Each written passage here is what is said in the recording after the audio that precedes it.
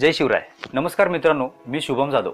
आजच्या या आपल्या व्हिडिओमध्ये पाहणार आहे की आपण जर ईमेल आयडी आपला जर हॅक झाला किंवा जर आपल्याला गुगल सस्पिशियस ॲक्टिव्हिटी असं जर आपल्याला काही गुगलकडून मेल आला तर नक्की आपला ईमेल आयडी हॅक झाला किंवा कोणी जर त्याचा यूज केला तर नक्की यासाठी करायचं काय, याचं सोल्युशन काय.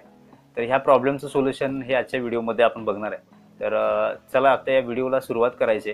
तर सुरुवात करायच्या आधी जर माझ्या चॅनलला कोणी सबस्क्राईब करायचं राहिलं असेल तर माझ्या चॅनलला नक्की सबस्क्राईब करा. येणाऱ्या व्हिडिओ जे आहेत ते तुम्हाला डायरेक्ट नोटिफिकेशनद्वारे मिळतील. त्यासाठी माझ्या चॅनलला नक्की सबस्क्राईब करा. तर चला व्हिडिओला सुरुवात करूया.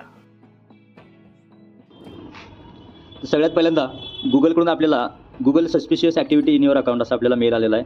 तर आपल्या अकाउंटवरून कुणीतरी आपला अकाउंट हॅक करायचा प्रयत्न केला आहे म्हणून ॲक्च्युली असा हा मेसेज येतो.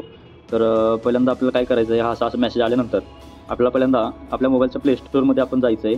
प्लेस्टोअरमध्ये गेल्यानंतर आपलं जीमेल जे अकाउंट आहे ते आपल्याला अपडेट करून घ्यायचं आहे. आधी आपल्याला जीमेल करूया. जीमेल हे बघा, इथं जीमेल ॲप आहे, इथं हे अपडेट करूया आपण.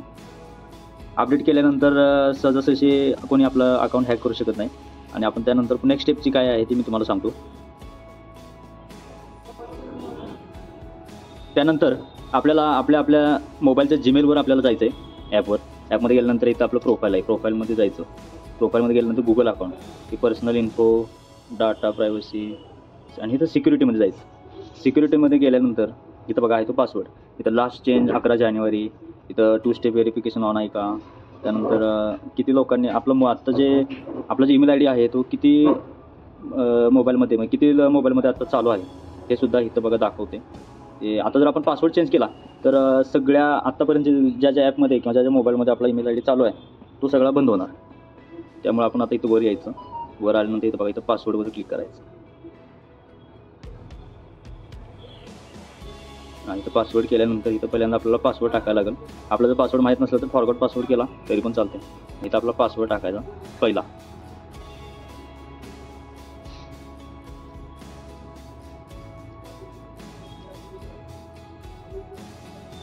त्यानंतर नेक्स्ट या बटनावर आपल्याला क्लिक करायचं.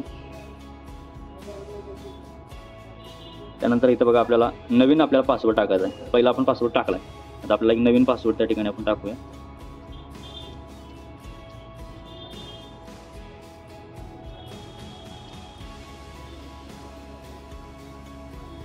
तोच पासवर्ड इथं कन्फर्म न्यू पासवर्ड आहे. कन्फर्म करण्यासाठी तो पासवर्ड टाकायचा.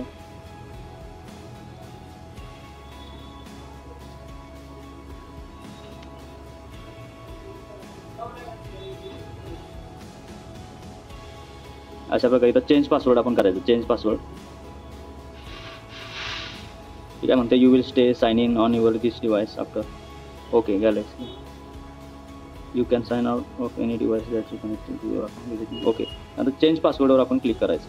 अशा ठिकाणी पासवर्ड आपला चेंज झालेला आहे आणि आपलं अकाउंट आहे ते प्रोटेक्टेड झालेलं आहे असं बघा आपला मेसेज आला आहे. त्यानंतर गेट स्टार्टेडवर केलं की आपलं पुन्हा एकदा आपलं लॉग इन होणार आहे.